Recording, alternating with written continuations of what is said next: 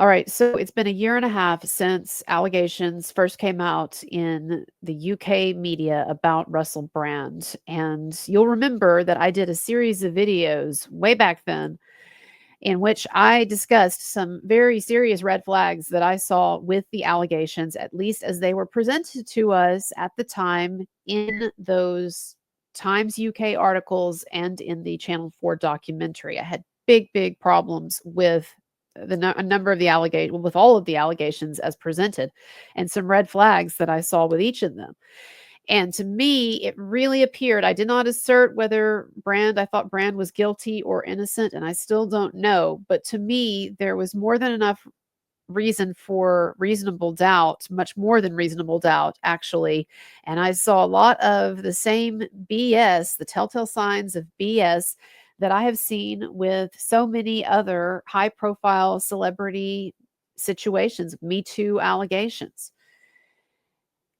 And so let me just say from the outset that I, again, don't know if Brand is guilty or innocent, but unless the police have gotten their hands on much more convincing or authenticated evidence than we were presented with in the original reports and the documentary, and unless some of these women and their stories have become a lot more credible than they were in the way in which they were presented originally, then I have serious problems with the situation and with the case against Russell Brand.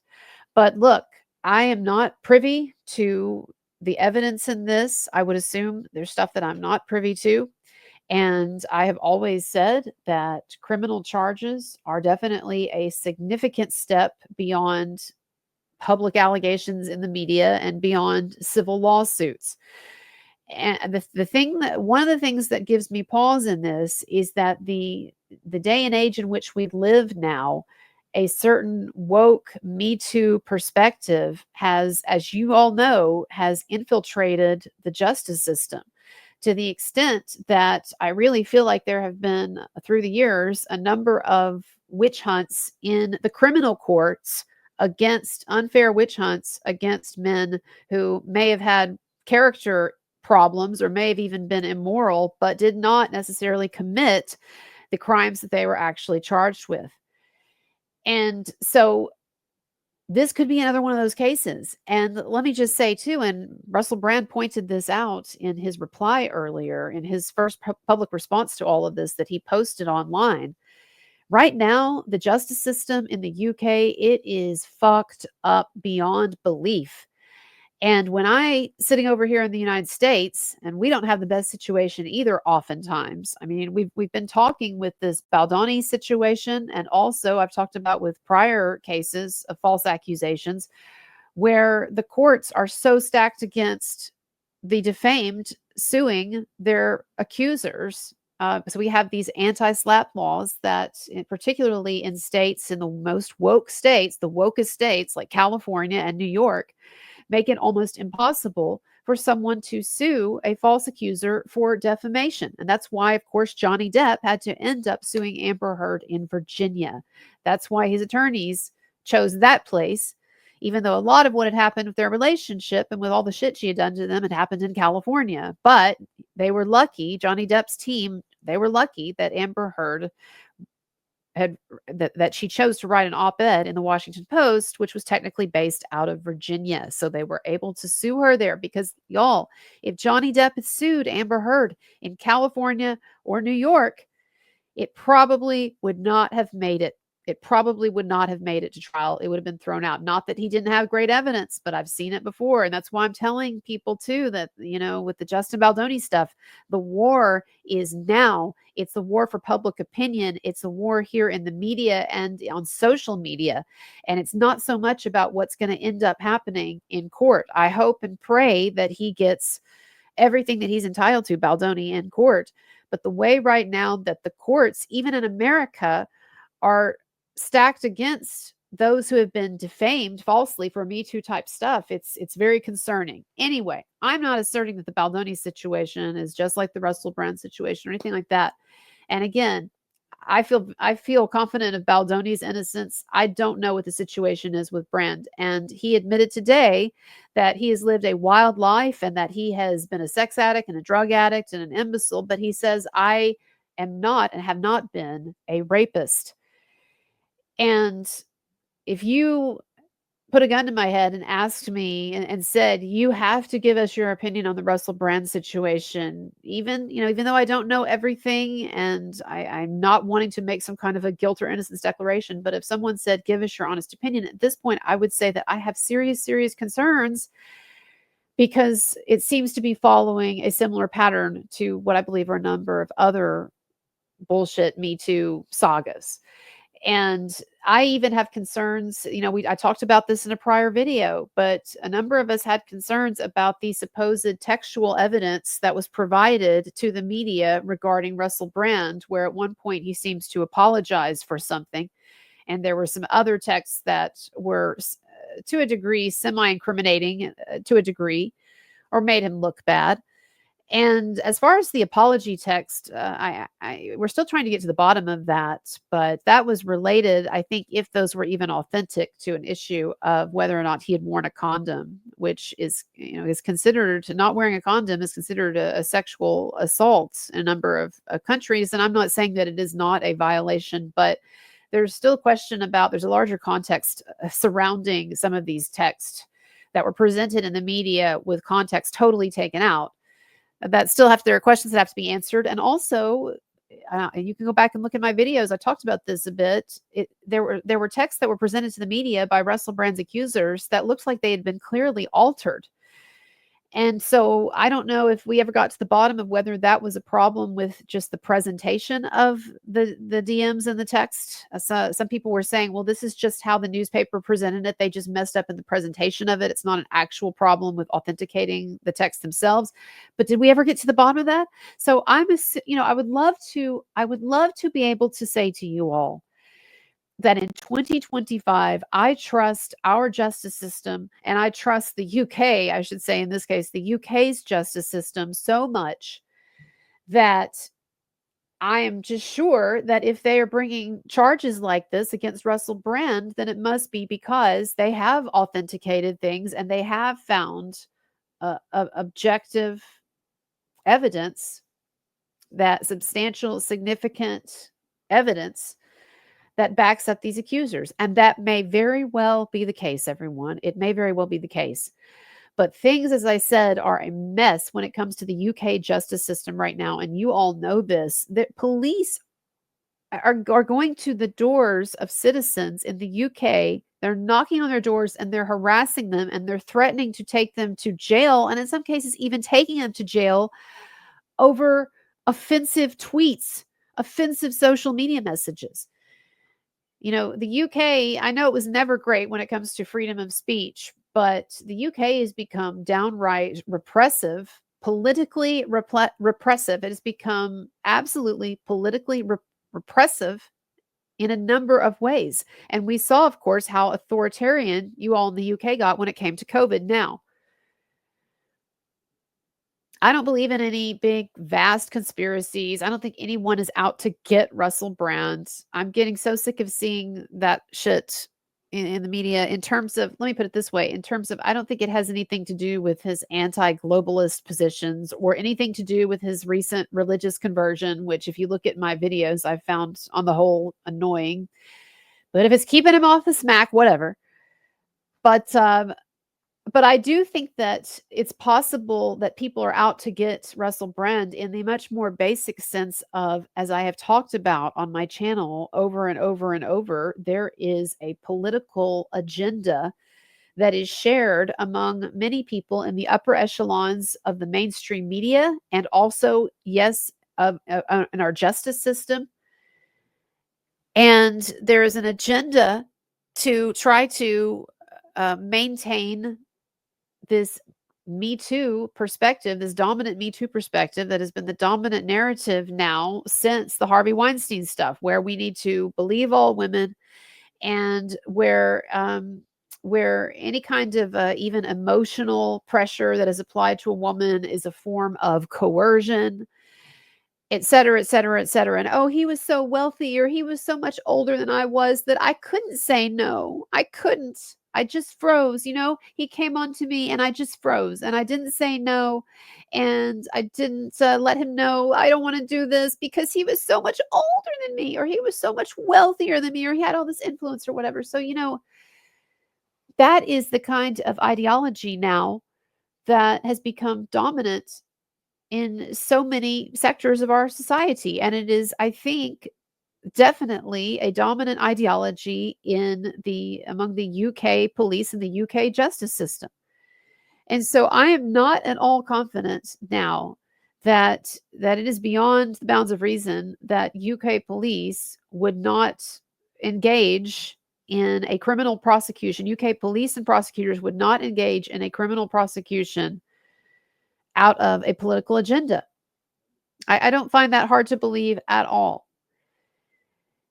And I also want to say, and I've addressed this in earlier videos as well, that there are two separate issues here. There's the criminal issue of whether Russell Brand actually physically, sexually assaulted women. That is, he forced himself upon them.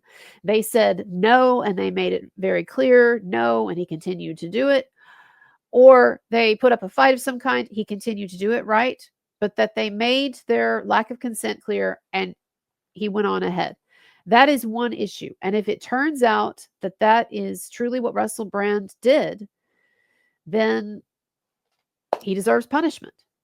But as you know, and I've talked about this on my channel a lot, these days, especially in the wake of Me Too and modern victim-oriented feminism, these days, there is a denial on the part of many about the fact that sex has a lot of gray areas. It entails a lot of gray areas, and that one can consent without affirmatively saying, yes, I consent to the sexual act. And that also one has a certain, as a woman, one has a certain responsibility for the things that she does leading up to, and the signals, yes, that she gives off leading up to the sex act itself. And so, for example, I talked about this with Andrea Burkhart. We were talking about one of the Russell Brand allegations. If one is in a sexual relationship with someone and one has been regularly having sex with someone, and that expectation is there, and then one just randomly decides all of a sudden that one doesn't want to, but one doesn't make this explicitly, completely clear to the other person, and then decides that that is later on a kind of sexual assault because of the age difference or the monetary difference, the power, this or that, then that is problematic. But people don't seem to understand now that our justice system and the UK justice system has been infected with a real skewed delusional view of coercive control, that it's not just about actual forcibly holding someone down. Did someone hold someone down and do something?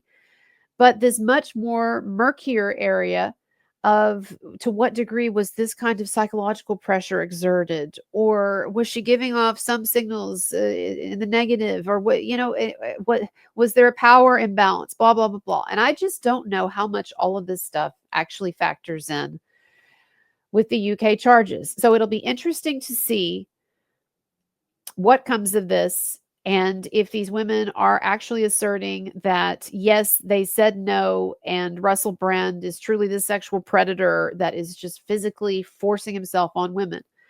But I said earlier that I do think it's important also to keep in mind the context of a situation and the behavior that one has been engaging in, that the woman the supposed victim has been engaging in with that person up to that point.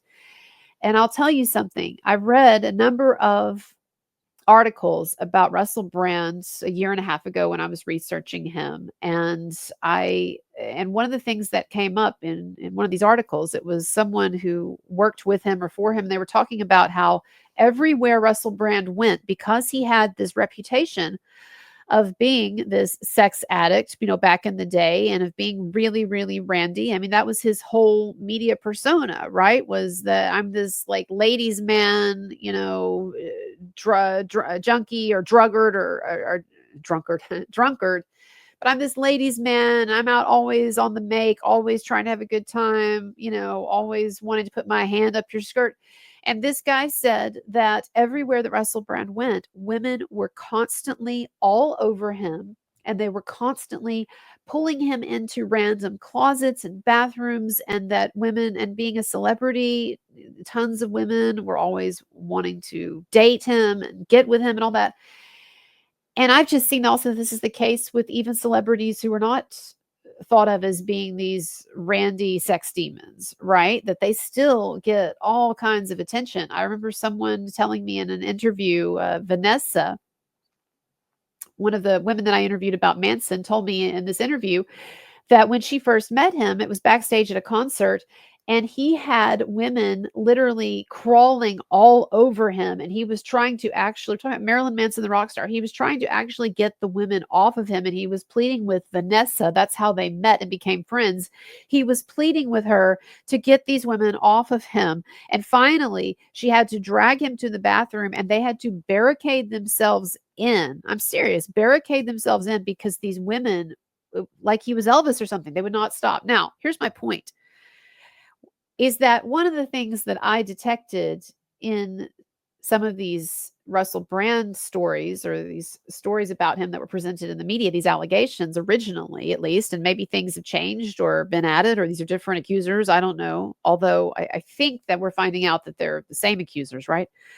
But one of the things that became clear to me is that a number of these women were not taking responsibility for any of their behavior up to the point of when they claimed certain things went too far.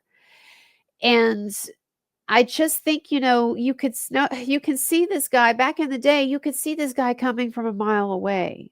You could, no pun intended or pun intended, I don't care, but you could see him coming from a mile away. I remember this. I remember Russell Brand from 20 years ago, and the image that he had, and the ethos, and like, it was clear as day.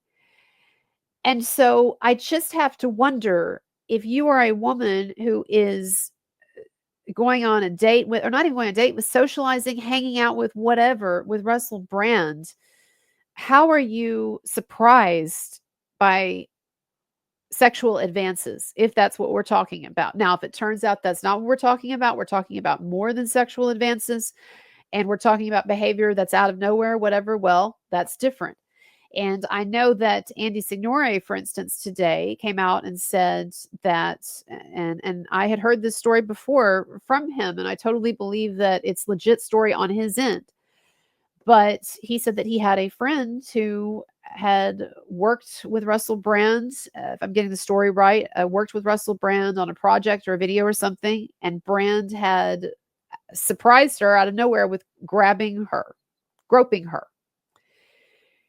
And my response to that was, you'll have to forgive us, Andy, if we don't take this hearsay at face value. And it wasn't meant, I could see it was worded kind of strongly because I was just in a hurry, but it wasn't meant as a dig against Andy. It's that, y'all, let me tell you, quite frankly, I have had several situations in my life where people that I loved and trusted, and I still love and trust these people, by the way, but we're talking about good friends, and we're talking about even a family member, that they told me a story about how they had been sexually assaulted. And by the way, in a way more dramatic than even what Andy's describing, not talking a grope, but actual rape.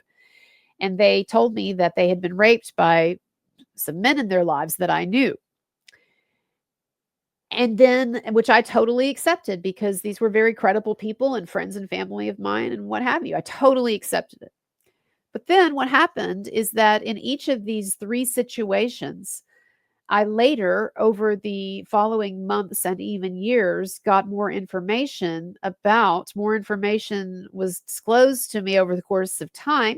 Things just kind of come out, people say more, whatever, about these situations. And it became clear to me that out of these three situations where close friends and family members had claimed they'd been sexually assaulted, that in fact, none of them actually met my definition of a sexual assault. And one of them seemed to be just clearly abdicating responsibility of her own in this. She had gotten totally wasted with an ex-boyfriend of hers, totally wasted, the two of them together at her house. She'd invited him over. They'd gotten totally wasted. She blacked out.